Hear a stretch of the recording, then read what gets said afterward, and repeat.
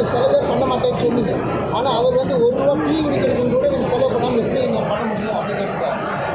எடப்பாடி அண்ணங்கிட்ட பிரச்சனை என்னென்னா, ஒருத்தர் என்ன சொல்கிறாங்கன்னு முழுமையாக கேட்கறது, கேட்கக்கூடிய தன்மையெல்லாம் இழந்துட்டாங்க. ஏன்னா அரகன்ஸ் வந்துருச்சு. நாம் சொல்லியிருப்பது ஓட்டுக்கு பணம் கொடுக்காம கோயம்புத்தூரில் ஜெயித்து காட்ட முடியும் என்பது நம்முடைய சவால். நீங்கள் மற்ற கட்சிகள் இதே சவால் விட சொல்லணும். மக்களின் மீது நம்பிக்கை இருக்கிறனால அதை சொல்கிறோம். இன்றைக்கி பாரதிய ஜனதா கட்சியினுடைய தொண்டன் யாரும் கான்ட்ராக்டர் இல்லை, யாருமே ஹைவே கான்ட்ராக்டர். நீங்கள் சொன்ன கட்சியினுடைய தலைவர் யாரையெல்லாம் நிறுத்தியிருக்காங்க பாருங்கள். யாரையெல்லாம் திருச்சியில் நிறுத்தியிருக்காரு, யாரையெல்லாம் இங்கெல்லாம் நிறுத்தியிருக்காங்க. எத்தனை ஹைவே கான்ட்ராக்டர் நிற்கிறாங்க.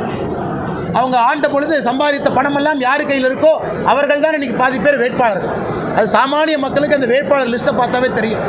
ஆனால் பாரதிய ஜனதா கட்சியினுடைய தொண்டன், தேசிய ஜனநாயக கூட்டணியுடைய தொண்டர்கள் தங்களுடைய கை காசை போட்டு வேலை செய்கிறாங்க. சூரவரமாக கை காசு. அவங்க பெட்ரோலுக்கு பணம் போட்டுக்கிட்டு பெட்ரோல் அடிச்சுட்டு ஒரு 4 வீடு ஏறி இறங்குறாங்க. இதுதான் மாற்று அரசியல். இது மாற்று அரசியல் செய்யாமல் கல்லாப்பெட்டி கட்டினவங்களுக்கு எப்படி தெரியும்? அதனால் யார் என்ன பேசுகிறாங்கன்னு காது கொடுத்து கேட்க வேண்டும். நாங்கள் சொல்லக்கூடிய மாற்று அரசியல் என்ன? எடப்பாடி என்ன டீ குடிக்கணும்னா கூட யார்ட்டையோ பணம் வாங்கி தான் டீ குடிப்பாராட்டுருக்கு. அதனால தான் டீ குடிக்கிறது எக்ஸாம்பிளாக கொடுக்குறாங்க. நாங்கள் அப்படி இல்லை. டீ குடிக்கணும்னா கூட சொந்த காசில் டீ குடிப்போம். அதான் எங்களுக்கும் அந்த தலைவர்களுக்கும் அந்த கட்சிக்கும் இருக்கக்கூடிய அடிப்படை வித்தியாசம்.